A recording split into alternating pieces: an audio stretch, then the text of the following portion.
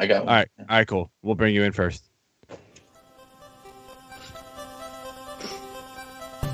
The Fantasy Six-Pack Hour. With your hosts, Joe Bob. You're awful. And AJ Applegart. It's Sin Shu Chu. It's a mouthful. All right, welcome to the Fantasy Six-Pack Hour. My name is Joe Bond, founder of FantasySixPack.net. With me, as always, AJ Applegarth. What's up, man? What up? Don't have the porcupine hair today, huh? I mean, it's Porcupine, but I'm Porcupine going out to Sonic the Hedgehog's Imperial Gala tonight, so I had to slick it back a little bit. Alrighty. All right, man. As you guys are probably figuring out, we're doing the show a day early this week. Got some things going on that I needed to do a day early. We'll be doing it a day early next week for Thanksgiving as well. Actually, it may even be a day earlier than that. AJ, we need to talk about that. But, obviously not going to be doing a podcast on Thursday night. I'm going to be asleep from lots of turkey.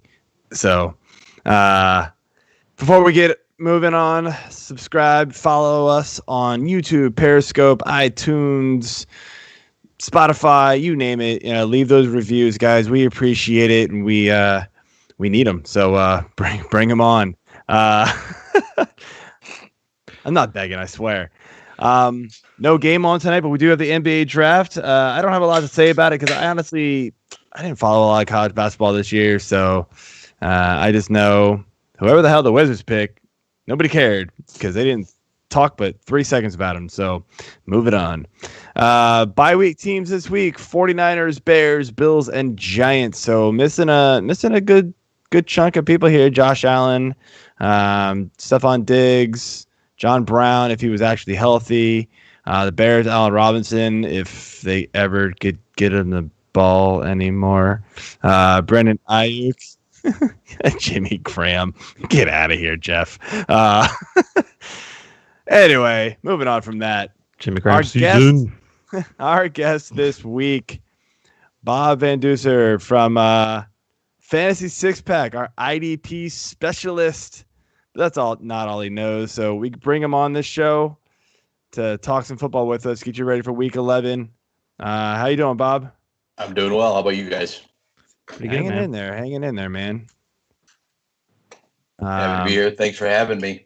Yeah, man. Thanks for coming on for sure. Looking forward to getting into this with you. So what we like to do here first is a little advice column, a little advice topic, whatever you want to call it. This week, it's out of order here. Beer of the week. You're right. God, you're a day early. You're 3 topics late. Yeah, whatever. Beer. All right. Yeah, sorry. I screwed that one up. It's out of order on my sheet, and it's already 9:48, so I'm trying to rush through it. Bob, you are first. You are the guest, so we're going to let you go first here. What's your beer, man? What are you drinking? I'm just rocking simple Miller Lite. Nothing crazy. Nothing too fancy. So. Hey, man, I appreciate the Miller Lite. I drank a lot of those in college. Yep. Yes, of the 3 lights, I feel like the Miller is my favorite go-to. Yes, 100%. So yeah, I myself am drinking a Kushwa Brewing Quickening. It's their New England style, one of their New England style IPAs, and it's got a fun little homage to Clint Eastwood, I believe. So yeah, Nice. Typical any IPA. Ninny IPA. Nice. I am drinking a Manor Hill Brewery over here in local Maryland for us. Hidden Hop Yard Series. This is volume 15. I was looking through Untapped. Apparently, I've had number 2 and number 4, and then I skipped all the way to 15. This one's got Galaxy, Lotus, Citra, and Michigan Copper hops. Never heard of that one. But It's tasty, man. I gave it a 4 on Untapped, so it's a good one for me. And cheers, guys. Cheers. Cheers. All right, guys. So what I meant to do is get into our advice topic, and today's gonna be a quick one. And Jeff brought this up. We've got 2 teams headed on bye in week 13, which is pretty late to have a bye week for fantasy football, right? It's 2 pretty big teams too, Tampa Bay and Carolina. Now, obviously, it would be a lot bigger if we knew Christian McCaffrey was going to be healthy, but you're still losing out on DJ Moore, still losing out on Curtis Samuel. Evans, Mike Davis Godwin. has been pretty decent overall for them, but yeah, obviously Tampa Bay, you're losing a ton of guys, right? You're losing Brady, you're losing Godwin, Jones. Evans, all those guys, right? So you gotta at this point, you're a team that's kind of in need of a win to get into the playoffs. Maybe the last couple weeks here, right? Is it time to maybe think about stashing a player or 2 to get ready for missing those players 2 weeks from now, if you have them?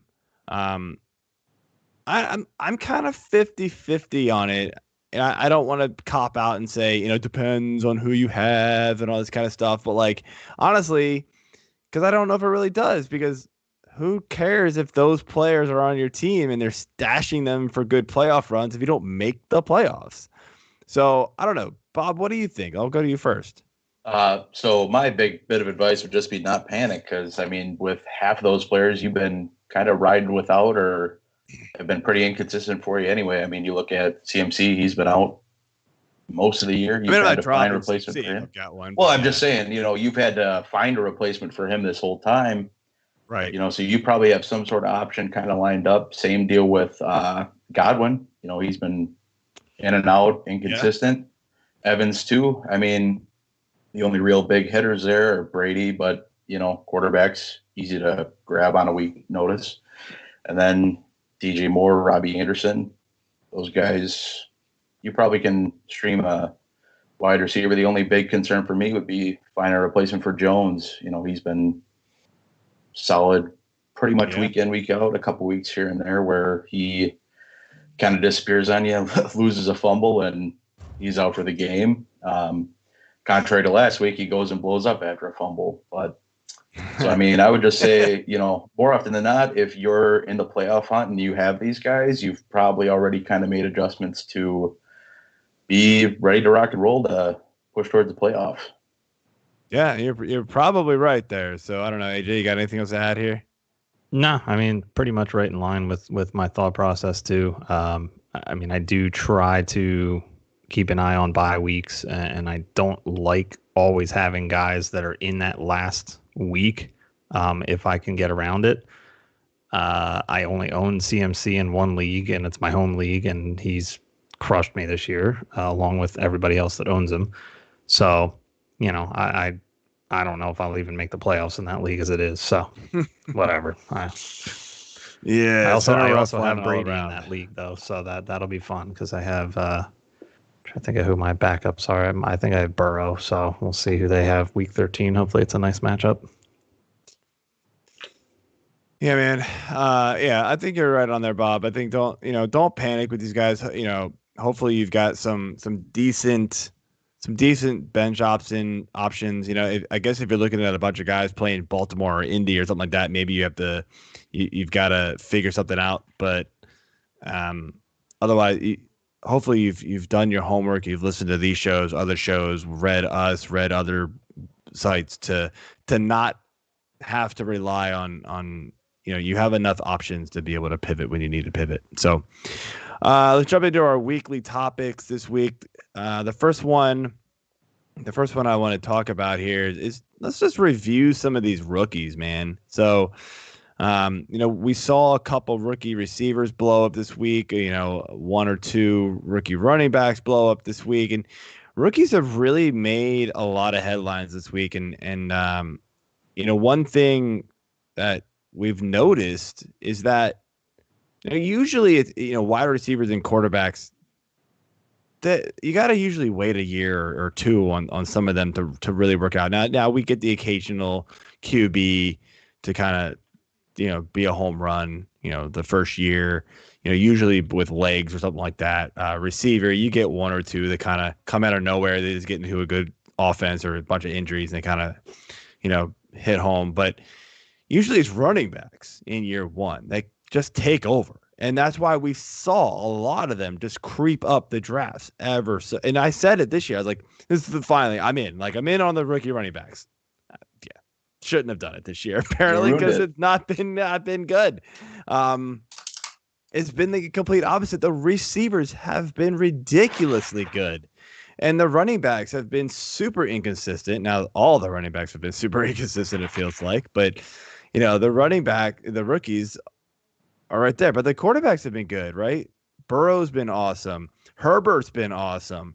Tua not been awesome yet, but hey, he's winning ball games, right? He's doing what he needs to be doing. Bob, what do you think the biggest reason for this kind of flip this year is?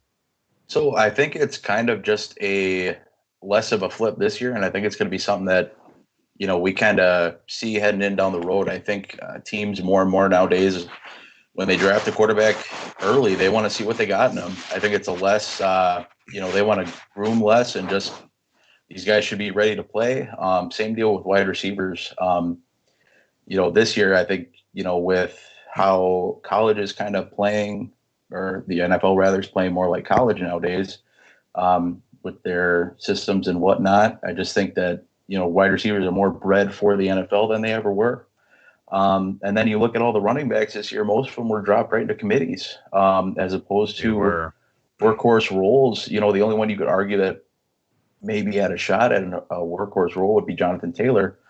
But, I mean, he had Mac to start with coming in, but he went down, and then it should have been his, but he just hasn't been able to get rolling. But you look at CEH, Swift, Akers especially, Dobbins especially, those guys all right into committees and didn't really even have a shot out the gate. And I think that, I'm positive for the future, but I think this year, a lot of those we got to stop wishing on because they aren't it this year, sadly. Yeah, we'll touch on a bunch of those later. But AJ, I mean, any other thoughts on why the flip here is happening? Well, I mean, we knew coming in.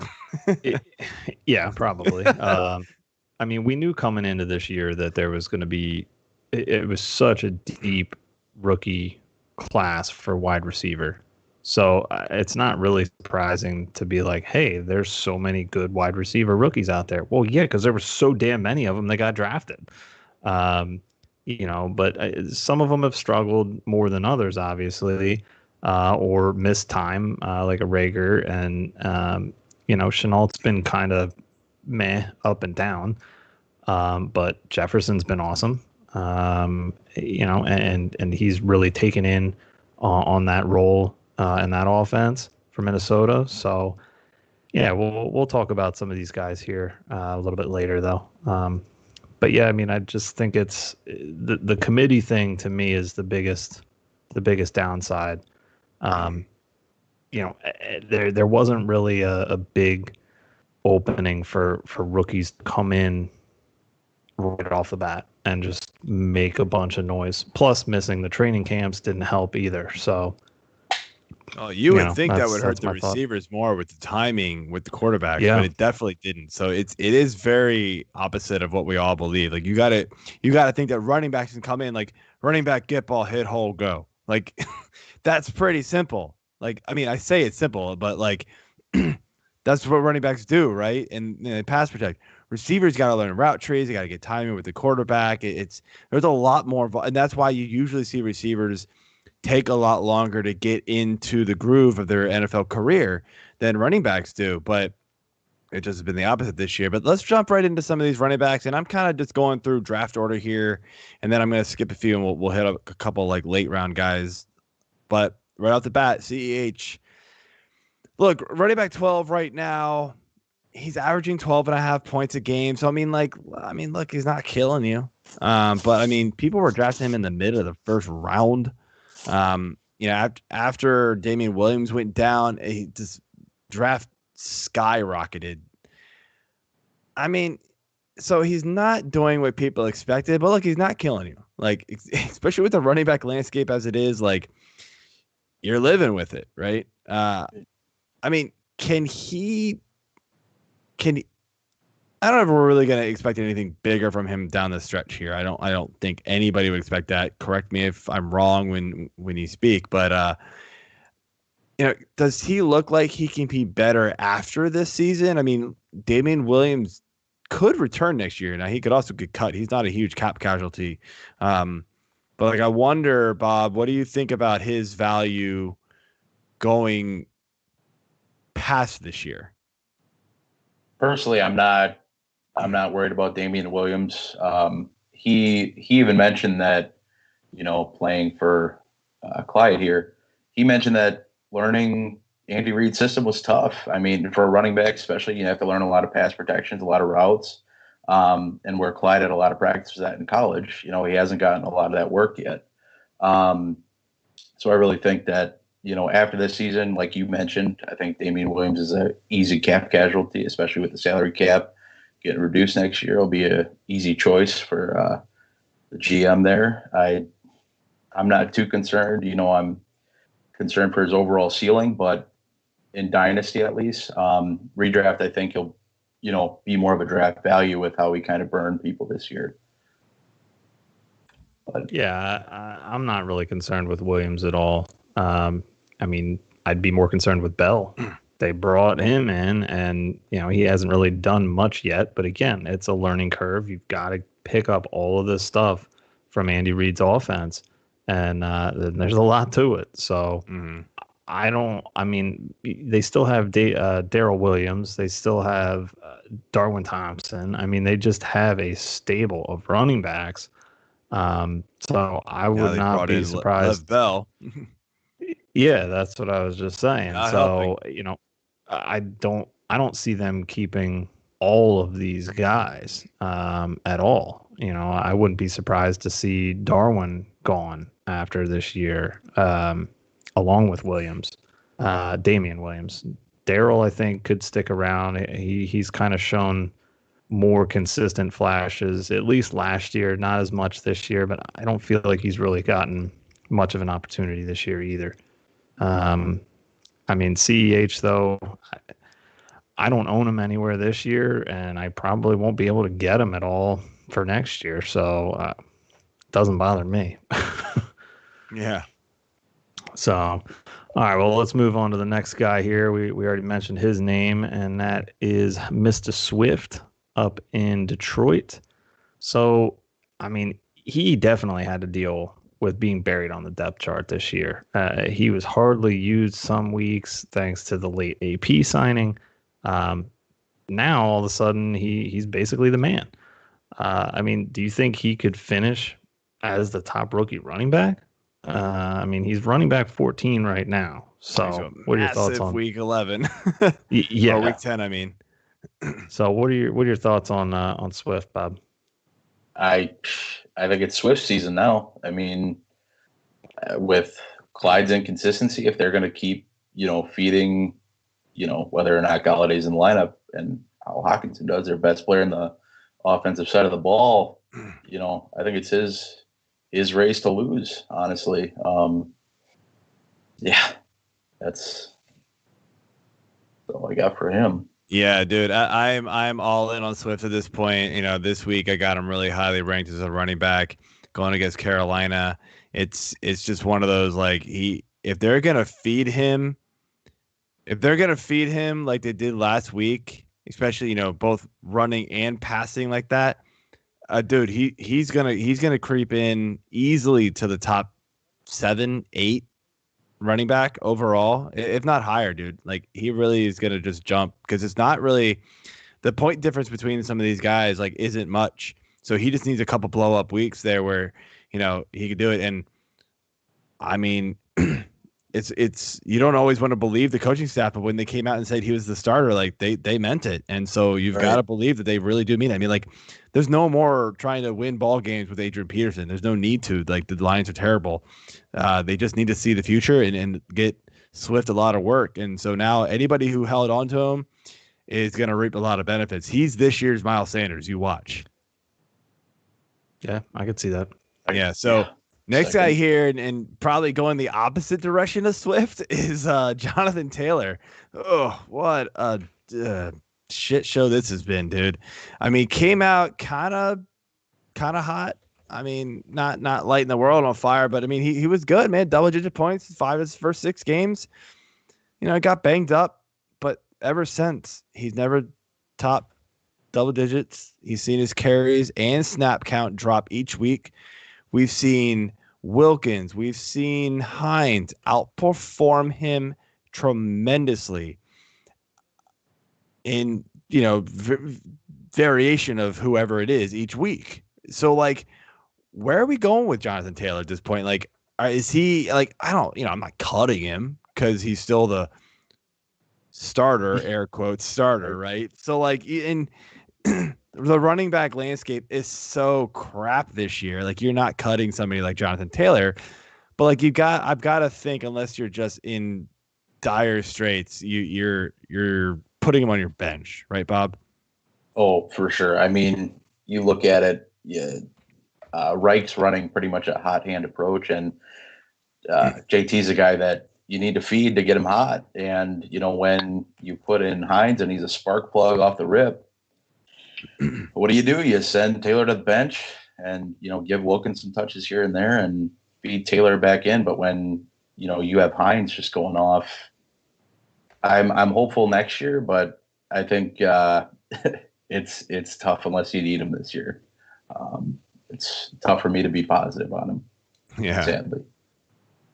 Yeah, I own him in a couple of leagues, and both redraft actually, or one tournament. But he just wasn't really there. You know, and I kind of had to start him last week. Yeah, me too. Which was sucked. Terrible. I mean, in the F6P league, I started him and Hines because I really didn't have any other options. And kind of even out for you. Yeah, that worked out. Okay. Somehow managed to beat Richard. Had I maybe made a couple of better moves, I might have had him. In your MO this year, man. It's my MO every year. I feel like. I mean, everybody can say that, I feel like, but yeah, I'm very good at betting against myself on setting lineups. So I just need to be in better, you know, best ball leagues for the next 15 that I had next year. So anyway, all right, moving on to Akers and Dobbins. We're just going to lump these two guys together because it's been an absolute mess with these two. They're both in very split backfields. You know, you've got Ingram, Edwards. You still have Justice Hill in Baltimore, occasionally getting some work, not anywhere near as much, but Dobbins has been super up and down. Akers has missed some time with injury. You know, Henderson's kind of stepped up this year and been the main guy, it seems like, at times. Other times it's been Malcolm Brown, but I mean, there's just a bunch of injuries going through that backfield too. So, I mean, can we trust any of these guys or either of these two guys as rookies, Bob? So with Akers, that's a hard no. With everybody in that backfield, like you said, kind of banged up, but also healthy enough to play and get a fine snap share. I'm not. He's just a bench for me in redraft. But with Dobbins, I'm actually cautiously optimistic. Looking at his snap counts the last 2 weeks, he's actually almost doubled or match what both Ingram and Edwards were able to muster. Granted, that's with a disgusting rain game we had last week. But you know, if he's going to be out there for that much time, you know, and he gets work, like I said, I'm not throwing him into lineups willy nilly if I got better options, but you know, something to maybe take some, like I said, some cautious optimism with. But, All right, Joe. Yeah, thoughts? we've talked about these guys a bunch. Like anybody in that Baltimore backfield, it's funny.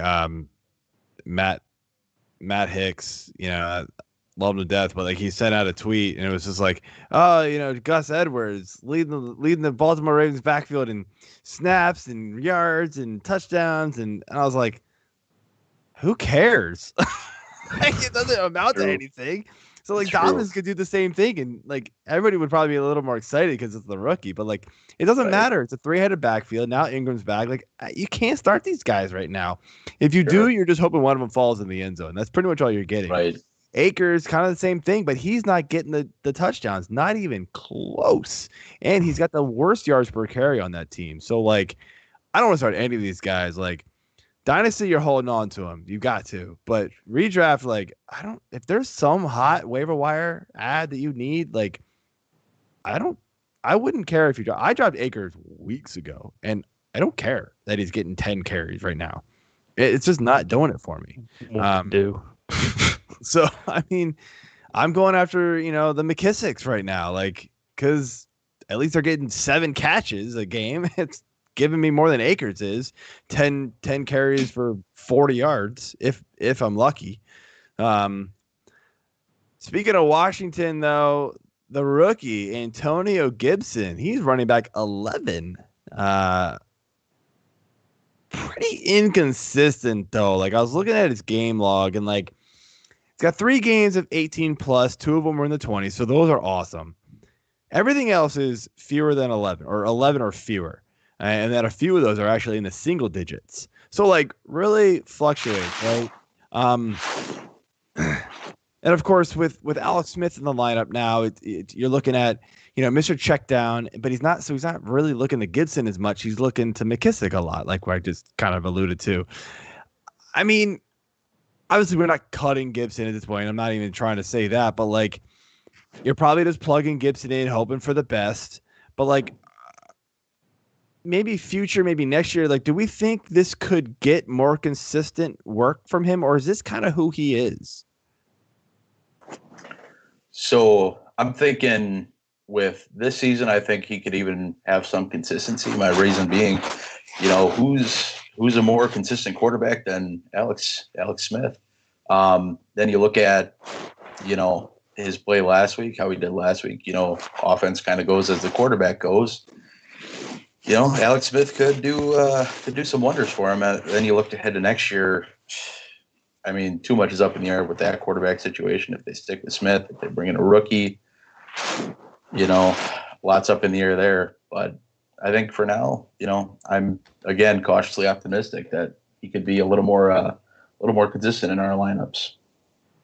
So, is it consistent, or is it going to be consistent like 12 points consistent? Which I mean isn't terrible, but like, are we going to get like get a consistent like 16, 17, which is game changer almost right now with running backs, other than like Cook and Kamara?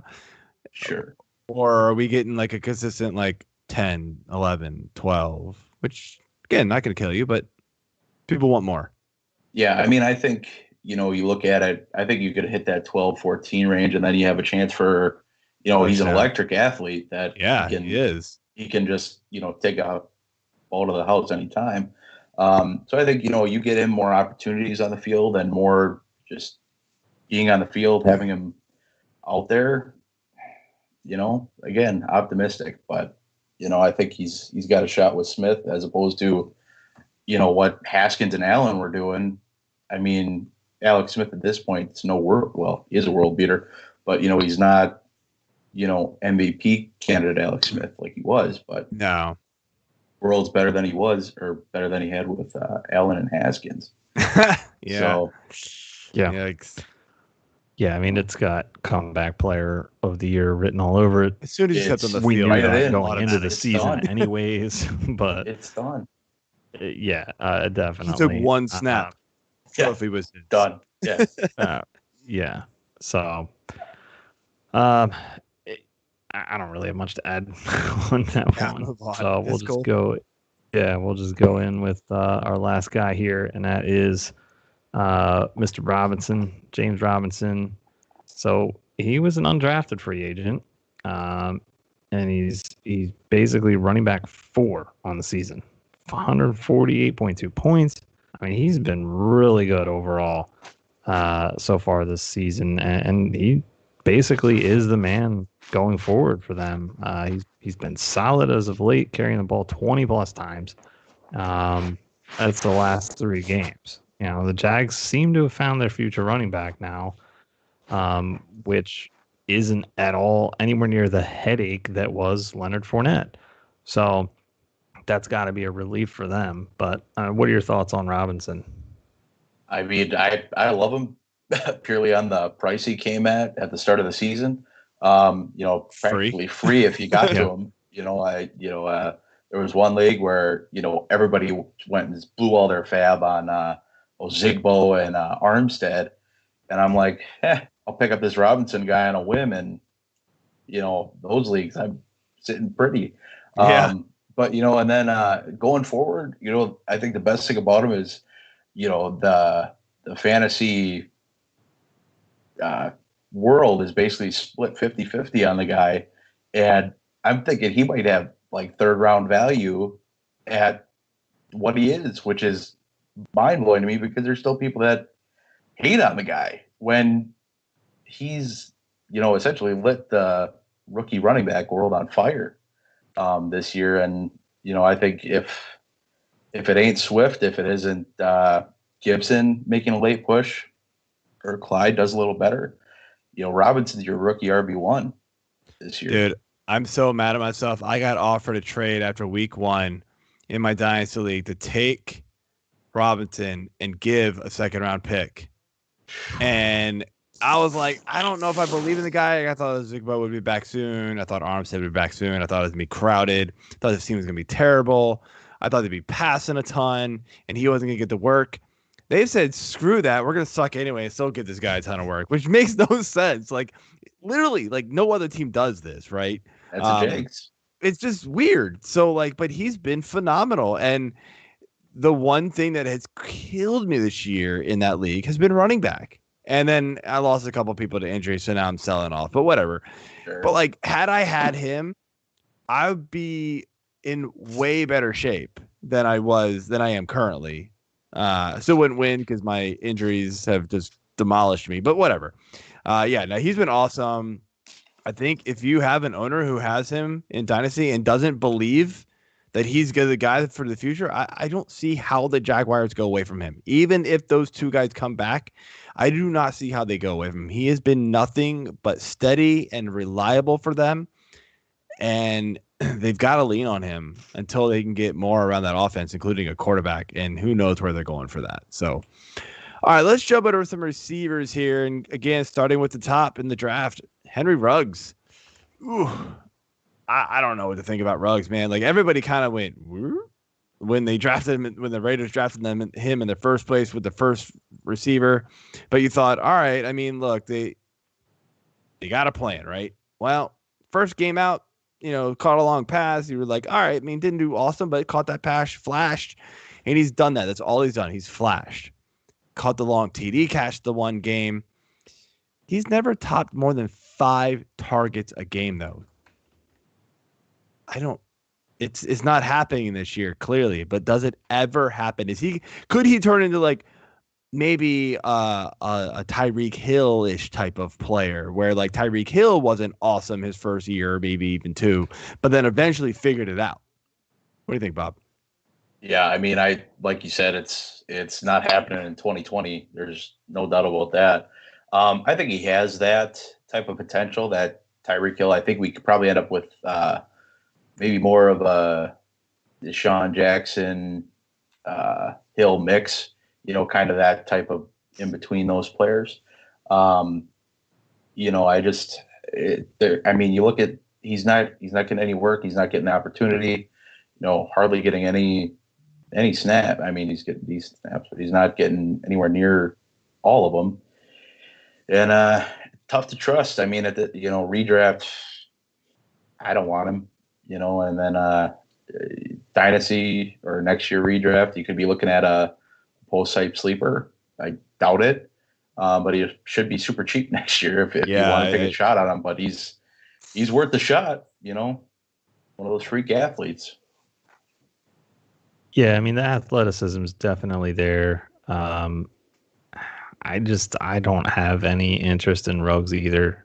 I mean, Derek Carr, we know what he is, and I mean, hand it to Vegas. They've been pretty good so far this year, but they've done it sort of without Ruggs. I feel like he's missed some time.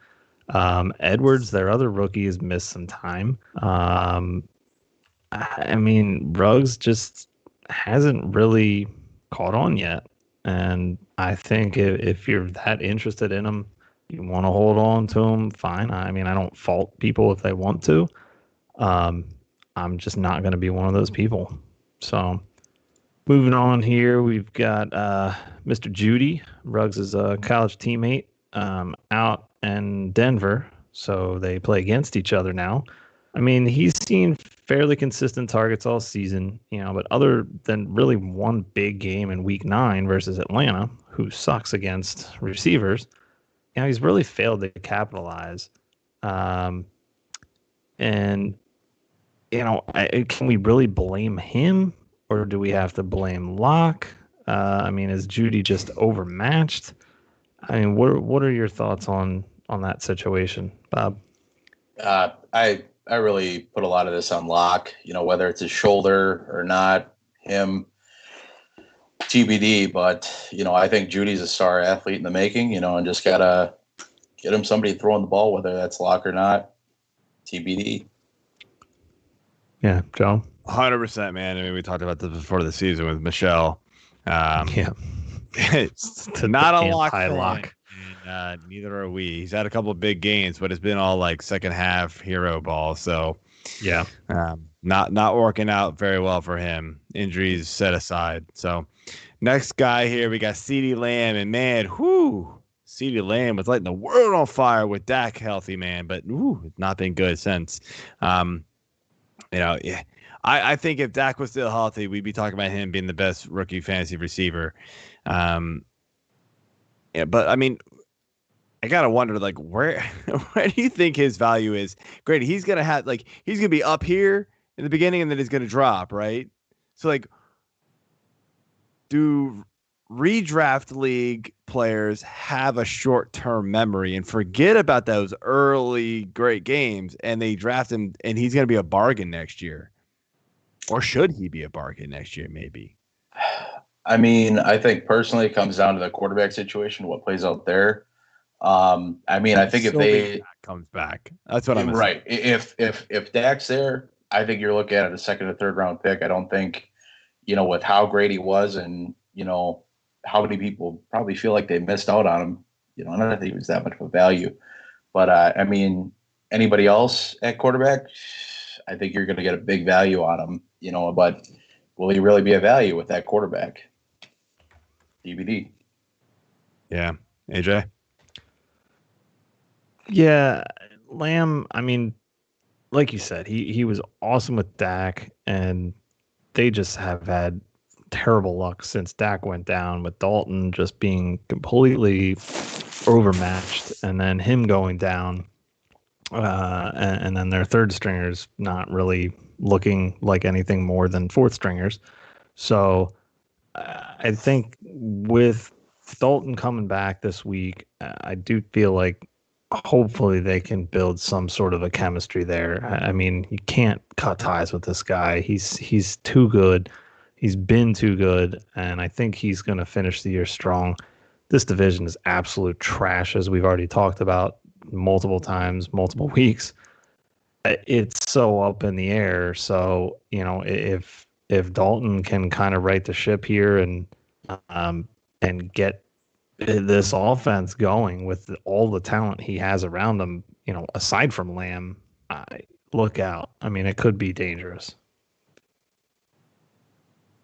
So next guy we got here is Justin Jefferson. I mean, he's the top fantasy wide receiver in the class so far, sitting at 117.2 points.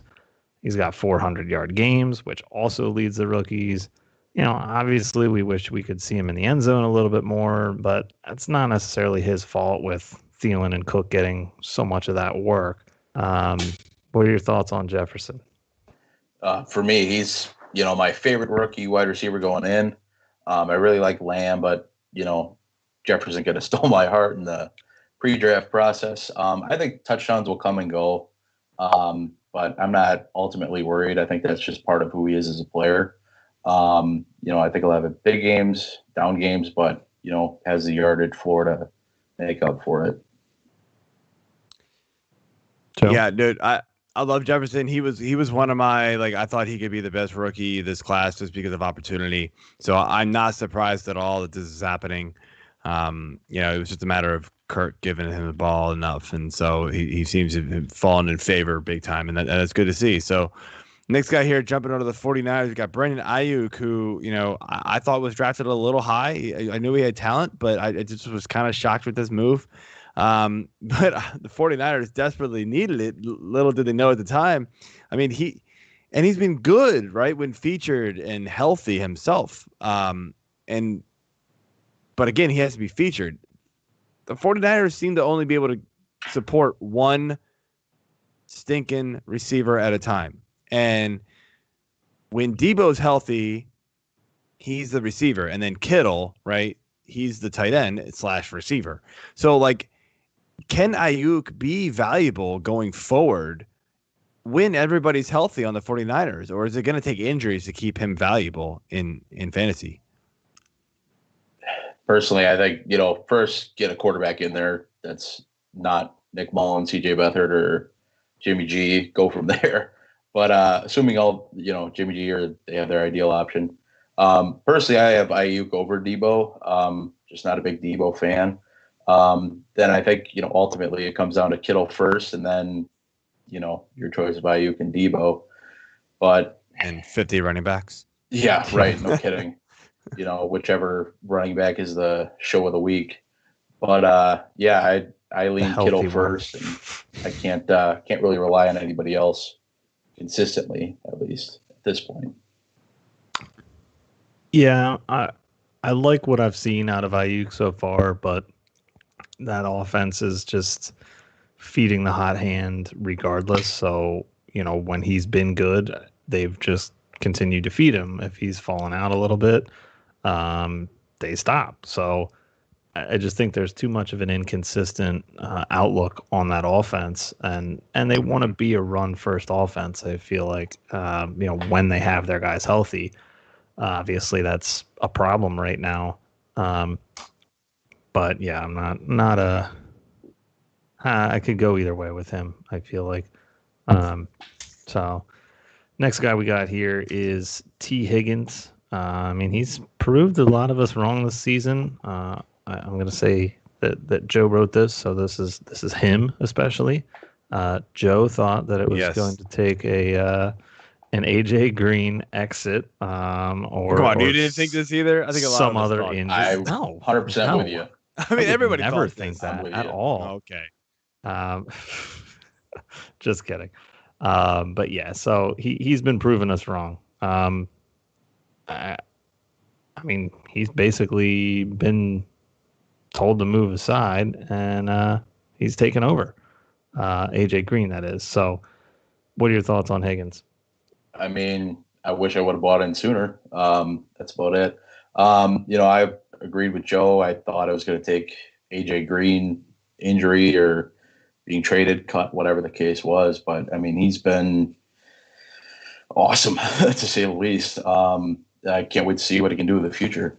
So yeah, him and Burrow looking really good together. So I'm looking forward to what the future holds there. If you got him in Dynasty, man, you've got a gold. You've got it. I got the stack in one of my leagues. Oh, that's sitting pretty, man. Nice. That's sitting pretty. All right, last receiver here, Chase Claypool, man. Same boat as Higgins for me, man. I thought it was going to take injuries, to get that breakout, but honestly, he got it. He got the juju. He got the Deontay Johnson injury. Claypool blew up, right? And granted, it wasn't all passing. He proved that he's just a versatile player. Could take end arounds to the end zone. any worry long term though with these receivers all being there? But maybe even more concerning is how much longer is Big Ben really going to play? I mean, we've heard retirement chatter for years. It feels like. I mean, they're a great franchise, and I think they'll get their ducks in a row when the time comes. One way or another, they'll get somebody in there to win. And I mean, besides, they have future MVP Mason Rudolph ready to go. So, oh man, freezing cold take. That was a good one. That was a good one. Hey, Jay, I think it's gonna end there. Yeah, I'll leave it at that. My only comment though is Claypool has kind of really been who we thought Chenault was going to be. So he's just taken it a step further and been a lot more successful with it, with the more of the gadget plays. So jumping into the next quick topic here, just want to take a quick deeper dive into the New Orleans situation without Drew Brees. So kind of rapid fire here. I mean, is Winston going to be the primary quarterback? Oh, without question. I think he gets all the work, and Taysom Hill gets sprinkled in like he normally does. So. Yeah, I mean that pretty much answered the second question too. Like I wanted to ask you, like, how much run does Taysom Hill get? I mean, like, it just seems very odd. They gave this dude like what 20-something million to be a gadget player. Like, it's a very odd GM move, but like, I don't know. Like, I feel like now has to be the opportunity, right? Where if you're gonna make this guy be the backup quarterback or the quarterback of the future, like now you got to see it, right? But I don't believe it either. But you're saying no way? No. Yeah, I don't think so either. Yeah. So does this help or hurt Alvin Kamara's value then with Winston being there? I think it stays even. I think he gets more work, but I think the work is a little less efficient maybe with Winston in there. But I think it evens out. I don't think he gains or loses any value. Yeah, the only worry I have is that Winston's going to play within the system because otherwise he'll get benched. But I wonder, like, he doesn't check down as much as Brees would smartly, right? So Kamara might lose a few of those that were like supposed to go downfield, but then Brees goes, oop, never mind, bam. So, anyway, the last thing is the receivers, right? I mean, like, Michael Thomas hasn't been as awesome as we would hope, but like, can he sort of get back into good graces with fantasy players? And like, what about the rest of this receiving core? Like, I mean, we've known Winston to have a big arm and be able to just chuck it downfield. Like, could these guys actually get a boost in value without Brees? I mean, I'll preface by saying I'll talk a little about Michael Thomas later. But I don't. I think this offense is going to be a little shaky in the first game, at least. Maybe after one or two. But I'm not super confident in that offense at all. Outside of Kamara, I think he's matchup proof. It doesn't matter who's there. I think he's good to go. Yeah, I tend to agree. All right, man. So since you're IDP, I wanted to give you a few minutes to shine real quick here. Give us your IDP streamers for the week. You said you got one D lineman, one linebacker, one DB. So who's your D lineman of the week? Okay, so my favorite is Emmanuel Ogbah from Miami. Getting no love, 8 sacks on the year, no big deal. What I end up looking for in a streamer for a DL, D lineman, is a team with a high pass rate, so they pass a lot. A team with a high time to throw, so there's a lot of time between, in the play. And then a lot of plays per game because it gives you, IDP a lot of the time boils down to opportunity plus talent equals, gold for us more often than not. Yeah. Then looking at the linebacker position, that one's a little easier to evaluate for streaming if you don't have a great option lined up. High run to pass rate. So you want a running team, obviously, keep the ball on the ground. All of these feature high plays per game. You want a lot of, the more plays, the better, more chance for opportunity. And then you want a low yards per attempt from the quarterback. Basically what this does, it keeps a lot of the play in front of them or close to the line of scrimmage, which linebackers are more likely to make plays. So my favorite for this week, if you can stream him, Jayon Brown. He's fairly highly rostered from Tennessee. If you can't get him, Rashaan Evans is a little more lightly rostered, and he'll be a great option too. Moving on to the last piece, this one I was actually really proud to put together. So DBs are kind of similar to linebackers. You want a high run to pass ratio, but a high yards per attempt, and again, a lot of plays per game. And this one actually boiled down to kind of a lesser known name, rookie I was excited about coming out. Ashton Davis, safety from the New York Jets, of all places. He boils up to have one of the best matchups of the week. The only better matchup than his was actually Jamal Adams from Seattle. So he's going to go nuclear tomorrow. Of course. Or I'm a fraud. So we'll see what happens. But so I mean that pretty much boils down in a small summary of kind of what I look for at the streaming position, and then by position breakdown. Yeah, I know zero about IDP. Yeah, the little I know is that guys who get tackles, but I think the scoring's morphed since the last time I even talked about IDP. It's gotten complicated. IDP is nuts because there's a couple guys. IDP community is so split on this of having a standard scoring and then a just do whatever you want. And I think that puts a lot of people off because you go into it and it's like you could pop into one league where tackles are AJ's king. In an IDP league. Tackles are everything, and then you pop into another where they're nothing and only playmaking splash plays count for anything. So I mean, I think that really puts people off where if you kind of had and there is some out there where there's standardized scoring.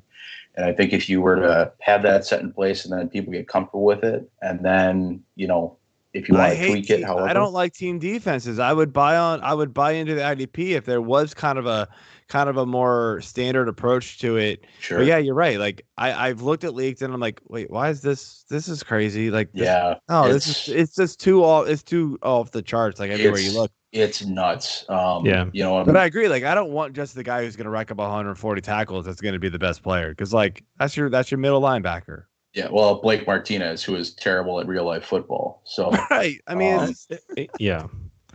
And Nathan Gary, another prime example.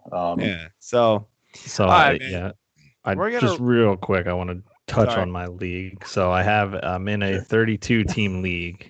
And the IDP scoring quick, just to let is crazy because you're not drafting forever. It was literally days would go by before I would have a next draft pick when I would trade picks too. It was even worse. I did 2 of those this offseason.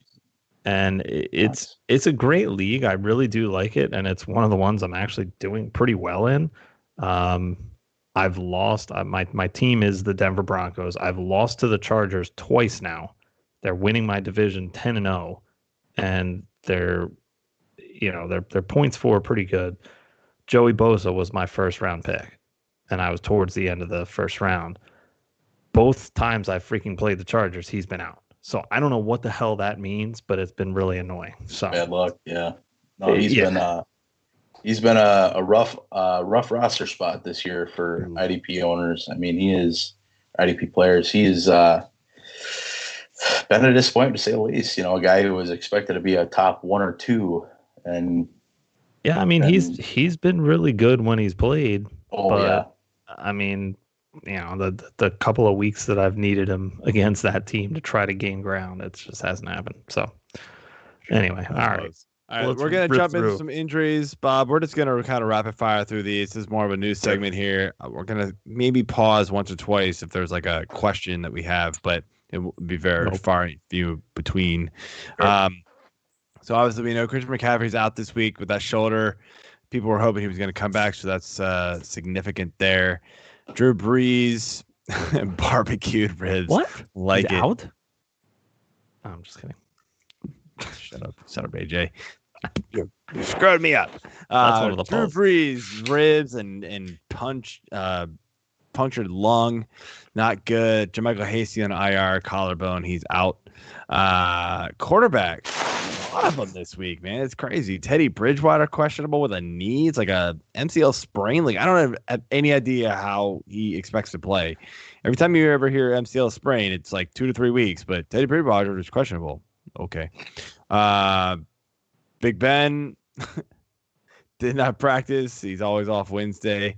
Andy Dalton, ask you, Bob. He's back, COVID list. He's gonna play. Like he was bad those couple games that he played early on. I mean, is this enough of a boost that you can safely play Zeke and Lamb and these guys again, or you holding off? I'd be comfortable starting Lamb for sure. Cooper, I feel fine with him too. Zeke, I think, you probably drafted him at a spot you have to start him. Probably not a likelihood that you have the luxury of benching him. Unless you picked up James Robinson for nothing. He's drafted awesome. No, just kidding.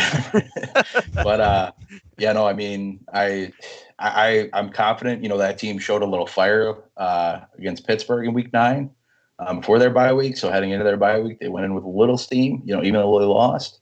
So I'm hopeful that maybe they could be a little less of an anemic offense this week. Fair enough. So Tua, foot, but he was a full participant in practice here. The next guy I want to ask you about is Matthew Stafford with the thumb. They're thinking he might be able to play, but I mean, how comfortable are you starting him? And then his weapons, right? So Marvin Jones, like if he's got a thumb injury on that throwing hand, like how comfortable are we starting anybody? I mean, I don't ever want to bet against Matthew Stafford, personally. I'm not super this year. I'm not super. I'm not super confident. I think a lot of these guys, again, you're kind of in that position where you have to. You probably don't have that luxury to sit them. Swift, you might. Galladay, you probably don't, but you've probably had to find a replacement for it because he hasn't played hardly at all. And then I'm not. Hawkinson, I think, would be the most confident play, just because of the tight end landscape, how it is. That's how I'd boil that down personally. Yeah, I tend to agree there. So Drew Lock, day-to-day with ribs. Sam Darnold's out, not expected to play with the shoulder. Then a bunch of running backs here. We'll just fire through these. Oh, I just screwed up my spreadsheet. Let me fix something here. Dang it. What did I just do? All right. So we got Joe Mixon day-to-day with a foot. Chris Carson foot. Game time decision limited today. So they play Thursday. So that's going to be a tough one. I think if he plays, you sub him in. Travis Homer, doubtful. Carlos Hyde is going to play. So that's big. Like if Hyde plays, I think you plug him in if Carson's out.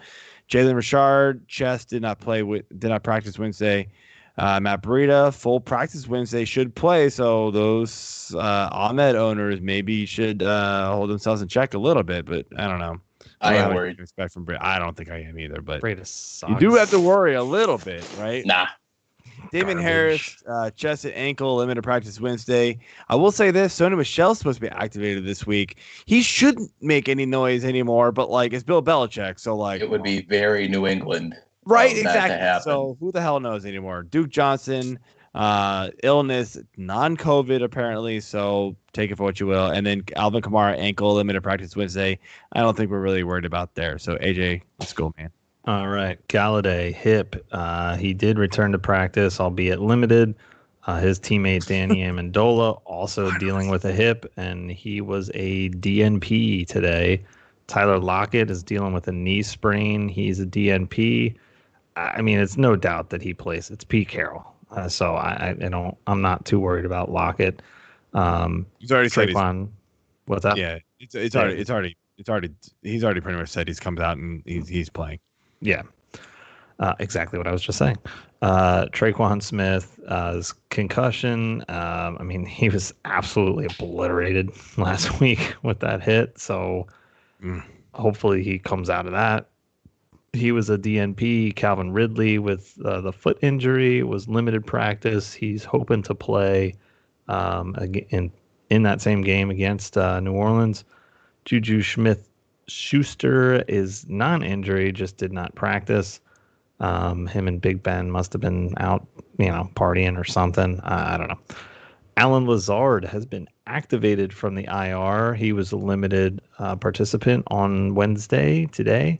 Adam Humphries still dealing with concussion symptoms. He was DNP. Don't like his outlook this week, regardless if he plays or not. His teammate Corey Davis, non-injury as well.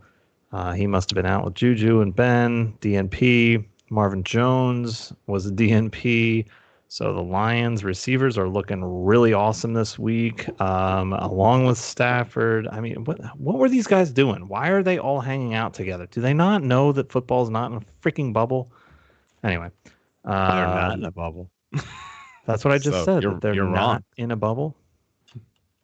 Anyway, AJ Green, non-injury, DNP. Again, it's fucking party animals everywhere. Devontae Adams, ankle, limited practice. Chenault was a DNP today. He's dealing with a knee. Sammy Watkins was a full practice. Whoop-de-doo. Brashad Perryman dealing with a shoulder, limited practice. Mecole Hardman's got the Rona. He's on the list. Antonio Callaway was added to Miami's 53-man roster. So whatever the hell that means, good for you for making the bigs, buddy. Freaking proud of you. Your dad is somewhere on a golf course that's got brown grass on the greens, foot high, saying that it's the Masters and his new name is Dustin Johnson. Congratulations. Everybody. AJ's talking trash about a player. Start him. He is, again, he made the 53-man roster, 6 touchdowns, and Tua will have 7 yards and 6 touchdowns. Ertz. Whatever. I mean, I don't even care about this team anymore. He's designated to play. return. Whoopty shit. His quarterback sucks. He can't even freaking throw the ball to him anymore. Jack Doyle. Targets and his tight end. Yeah. That's all you got to do. He needs to target the tight end. That's what he needs to do. Exactly. Right. All right. Jack Doyle, concussion, DNP. Irv Smith dealing with a kick to the sack, limited practice Wednesday. Mo Alley Cox. We just got done talking about the groin knee injury, limited practice. TJ Hawkinson, toe. Wow. Imagine that. Another Detroit receiving option, Efton A, limited practice. Trey Burton, rest? What? Okay. No, he's DNP. What has he done to deserve rest? Give it that shit in 2 weeks, Burton. Come on. Quit living on your damn Philly special, bro. Get back in the game. Robert Tonyan, ankle, limited practice. Noah Fant, ribs, DNP. Raiders defense, gone. See ya. Why was this? Because they beat Kansas City earlier this year when they probably shouldn't have. So their hometown, Las Vegas, completely lost a shit ton of money because they won. Thanks, bettors. And they didn't want that to happen again. So we'll see. They'll still find a way to win. All right, week 10 picks. Week 11 picks. Sorry, didn't change. Whatever. Last week too. All right. So Bob, you know the deal here. I told you, but for those listening and haven't heard before, we do sleepers and busts, quarterback, receivers, and running back, receivers and running backs. We do sleepers. We use the Fantasy Pros ECR expert consensus rankings. So a quarterback outside of the top 15 for a sleeper. What you got? I mentioned him a little bit earlier, Alex Smith. Versus Cincinnati, I think that's just going to be kind of one of those, two kind of bad teams playing each other, and it turns into a barn burner. I just kind of had that feeling about him this week. Nothing too concrete about it, but fair enough. AJ, what you got? All right, my sleeper is Kirk Kissing Cousins. Dallas sucks. He's coming off a big win. divisional win, mind you, from Monday. Tough game against the Bears.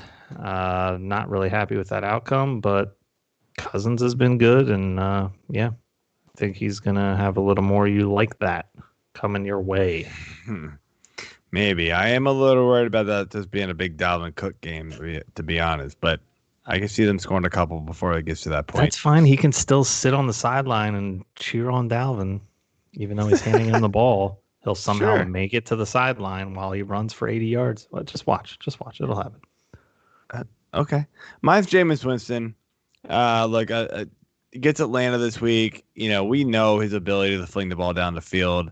Whether or not he's going to do it in this offense is yet to be seen. He's got Michael Thomas. He's got Kamara at his disposal.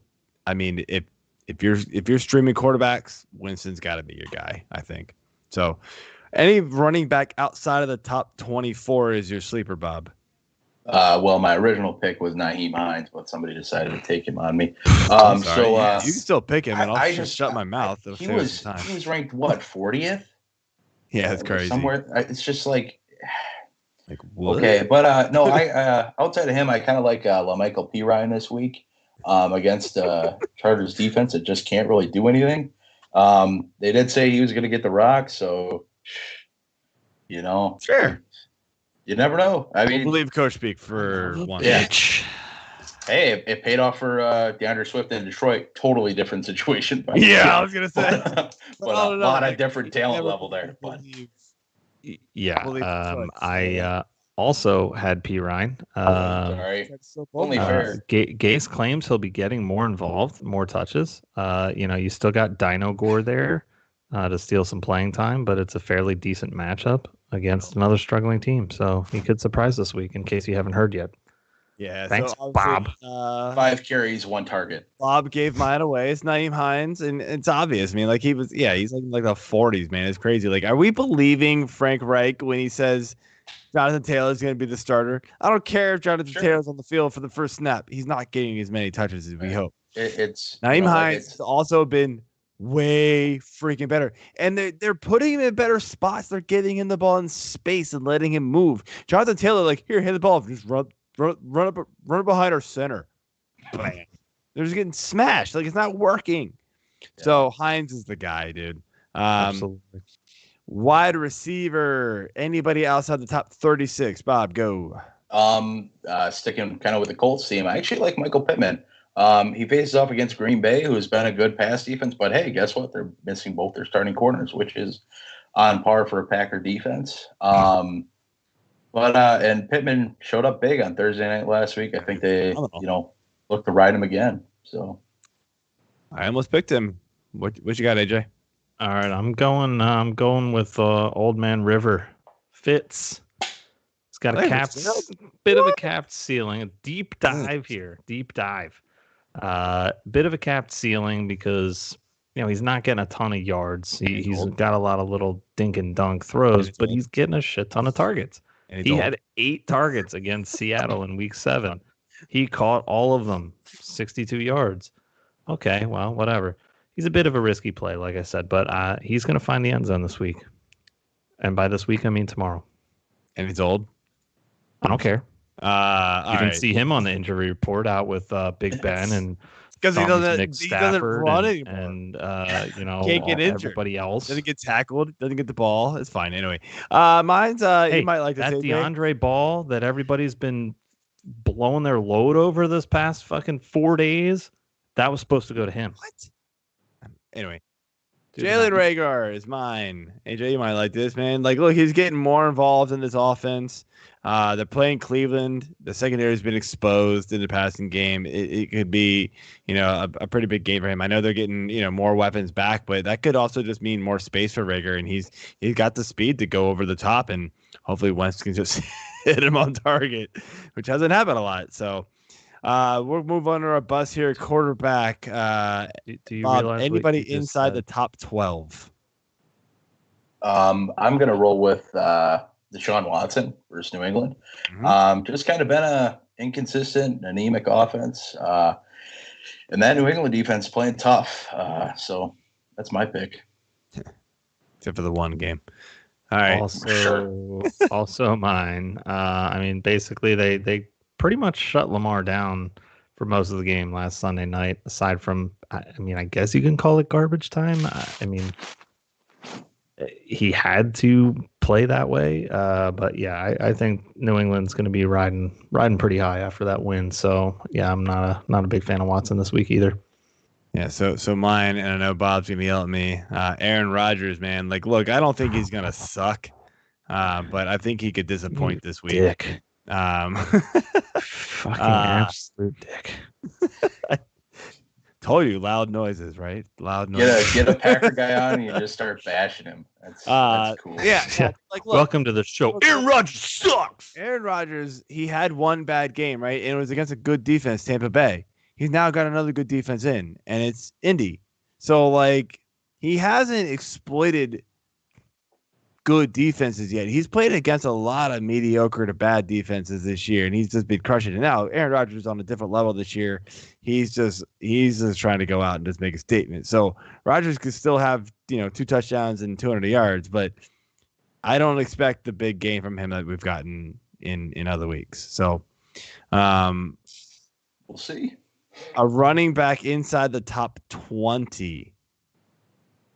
Bob. I hate this, but I'm looking at James Robinson as a pretty big bust candidate against Pittsburgh. I know we talked him up, but this will probably be about the toughest matchup he's faced so far against a run defense. And I'm rooting for him. Like I said, I got him in a lot of leagues, so I'm still probably starting him, but just kind of has that bust potential for me.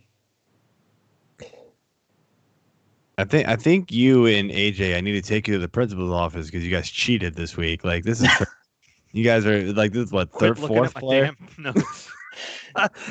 So anyway, yeah, all I had literally written was Pit D. So yeah, pretty much. I went Derrick Henry. Like, I mean, look, you're still starting him. He's Derrick Henry. You can't sit this guy, but he has had some dud games this year, and he's struggled to perform against some of the top run defenses, because I think these defenses these teams are realizing you've just got to go stop Derrick Henry. And Tannehill is not a world beater, but he's okay. So like, they stop him. But this week, top run defense again, Baltimore, and they've got a good pass defense. So like, I'm not feeling Henry inside the top 5, 6 this week. So that's where he's ranked. I don't know if he'll drop outside the top 20 per se. Like, that's not what I think these bust picks are for when I say inside the top 20. But, when I mean bust, like, you're starting him as a top 5, top 6 guy, and he's going to probably fall outside the top 10 maybe, because that's the defense he's playing. So, receiver inside the top 24. Bob, what you got? So I alluded to this earlier, but my pick is Michael Thomas. I just don't see it with that offense right now. And kind of an odd week, with Jameis coming in. I think they're going to play it. It's going to look a little weird, a little janky. And just with Thomas just not really being the guy there right now. So. Well, interesting enough, let me pause you there. So we got a question on YouTube. Should I trade Michael Thomas for Connor and Galladay? Running backs are Eckler, Mostert, Gaskin, and McKissick. Receivers are Tyreek, Michael Evans, Ayuk, and Antonio Brown. Do it. So you get Connor and Galladay back for Michael Thomas. Yes. Build a little depth. Yeah. I mean, Connor's been sucking, but I take him over. You add a running back. Galladay is probably going to be better than Thomas. Here's what happens: Eckler, Mostert comes back. Are you starting Connor over both of them? That's the problem. That's where I'm going to I don't know if I would do this. And Galladay's hurt. He's got a hip. Like, if he comes back healthy. Yeah, because Mostert's going to come back and he'll pull a Jeff Wilson and get 4 touchdowns. Well, and also then think about this, concuss. right? Also think about this. Galladay might come back, but Stafford's got a messed up thumb. So who cares? I don't know, man. I'm 50-50 on this, man. Like, I really don't. It's kind of your preference. This one's tough, man. I think. Sorry, Magic Trev. I like it. Trey. I don't know if we have a consensus here. I think I'm kind of off of it. I think we've got AJ sort of. What do you? You yes, no? I'm all for it. Yeah, You're for I it, like it. Bob. You're for it. Yep. For the trade? Yeah. Yeah, I'd probably do it. Yeah. It wouldn't sit great with me, but I would do it. Okay. I don't want Thomas on my team right now. All right, he's got that vibe for me that I just don't I don't jive with. So all right, fair enough. All right, AJ, let's give your receiver. Sorry to pause there, but got that question in. It just fit right in, man. It was perfect. I'm gonna go with AJ Brown. I mean, Baltimore's D has been tough against opposing wide receivers. Brown was completely shut down last week against Indy, going 1 reception on 4 targets for a whopping 21 yards and no touchdowns. I know, shocker. I just think this is a bad run for him. So, yeah, I mean, Baltimore is going to have a lot of redemption, hate, anger going into this game. So, sorry, AJ Brown. Change your name. Mine's Robert Woods, man. I hate to say it because I own him in multiple leagues, but he's been pretty inconsistent this year. And dude, I don't know how many people know this, but he's been out targeted by Josh Reynolds. So is Cooper Kupp, by the way, as of late, and outperformed by Josh Reynolds. It's crazy. They're playing Tampa, and you know the top receivers going against that team do not do much. So I'm pretty off of Robert Woods if I can. All right, tight end streamer. So I increased it. I've been increasing it steadily throughout the year. We're up to 60% or less. It was started at 40, and that was a bad choice. Like milk was a bad choice. Bob, your tight end streamer for the week. So I checked these last night, so it might have changed with waivers with roster percentage. But Logan Thomas has actually been kind of creeping into conversation of being decent in this tight end landscape. So yeah, that's Logan Thomas from Washington football team. Cheers to that. That was mine. Week. So AJ, what you got? Oh, my bad. Nah, that's all good. What? I totally missed that. Sorry. What? Logan Thomas was mine. Oh, ha! Suck it. That's fine. Great minds think alike all around here. We're good. Deep dives here from the walking voodoo doll master Kyle Rudolph, 6% owned according to Yahoo. Irv Smith could be out because of that kick to the dick, and you know Rudolph stepped up in his absence last week. Dallas is middle of the road. Not exactly the family friendly. Sorry, Bob. How you hope to be. Oh, you're good. Dallas is middle of the road against the tight end, which is surprising seeing their owner and his shriveled ass face. But they've been susceptible to giving up touchdowns lately, much more than yardage. They still don't give up a ton of yards, but Kirk Cousins, I don't feel like throws for a shit ton of yards unless he just bombs it to Jefferson. So, yeah, I agree. This could be a Cooks and Rudolph game, but I still like Cousins. Because he's throwing. All right. So defenses, we'll finally end it here. Defenses, the stream 60% or less. Bob, you go first. This one was right on the cusp. I think it was at like 58% last night, so it's very possible it went up. But love Miami. They've been how the hell doing work. What? They're way under-owned, man. And then the best part about them is you could stream them for 3-4 weeks. I think they have great matchups until I think week 15. Dude, it was Miami's 81% owned. Holy shit! There's no way that was right when you saw it. Were you looking at the Yahoo list? Yeah, I looked at it last night. Crap! There's no way. Maybe, like you said, maybe it went up last night pre-waivers. I was like, sorry, what? This morning. I'm sorry. Who didn't play Miami like ever? Like, I guess I don't know. That's weird. Yeah, my bad. That shocked me, dude. I mean, yeah, all good. Hey, dude, yeah, if you guys can get Miami, go get them. They're good guys. Yeah, right. It blew me away when I saw it too, so I wonder maybe they cleared on waivers. So that seems crazy. Shot. Do it. All right. I'm going back to my Fitz game with the Arizona Cardinals in Pahonix. Excuse me. Sorry. The Cards have at least 2 interceptions and 8 total sacks in 3 of the last 4 games. 11 sacks in the last 5 games.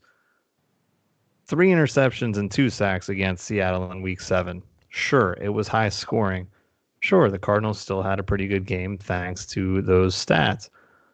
I don't think the game's going to necessarily be as high scoring this week. Maybe like 2 to 3 points off per team. There'll be a missed field goal. But yeah, going with the Cards. I hated all the defensive streamer picks unless I saw Miami at 40% like Bob. So I went back to Washington but dude, they've been super disappointing the last couple of weeks. They're pretty much like kind of good in the division because they get a lot of sacks, but even that didn't work out from the last couple of weeks. So, but look, they get Cincy. Like, I know Burrow's been good, but there's turnovers. There's a bunch of sacks that still happen with that team. So maybe Washington can at least salvage a decent game out of that. There's other defenses that I liked, but their ownership went above Washington. I like the Vikings better, but their ownership went above them, as it should have been. Even though in the rankings that you look at for ECR, the Washington is above the Vikings. So whatever. All right, man. I was thinking Browns. Jeff's showing his phone up. Yeah, Jeff likes the Browns. I was able to pick up Minnesota in my home league, so I was okay with that. But yeah, Browns. I thought about between the Browns too, and, but they're just so bad. Browns in Arizona for me because hey, Philly, you suck. Yeah, I get it, and I thought about that one too. But Philly also, like, they're getting healthier, and you just gotta think that. That's true. Yeah. If you're looking for a multiple streamer pick, the Browns, they get Jags. So all right, fair enough. I get you, Jeff. You're right there. We don't say you're stupid, man. You're just not audible. What? Thanks, producer. You're not a dumbass, but hey, we appreciate your advice. That's why we set it up. Anyway, that's why we repeat your stuff. I mean, so anyway, man. Bob, go ahead and before we let you go, tell everybody where they can find you on Twitter and stuff like that. So I am, or my handle is bbab_ffb, bbab_ffb. Goes back to an old team name I had. But Bob Ban, the IDP man, is the name. I love it. It stands true. You were here. But, you're all over the freaking IDP stuff on the site, man. You're constantly. Hey, man, I do what I can. I'm in it, man. I'm in it. But I appreciate the opportunity and appreciate you guys having me on and everything. So, hey, man, this was a blast. So, yep, I had a good time, man. Glad to have you on, and you do good work over at the site. So we appreciate it, man. AJ, Jeff, I think we're done and close out. All right. Cue the music. Games. Drink it out.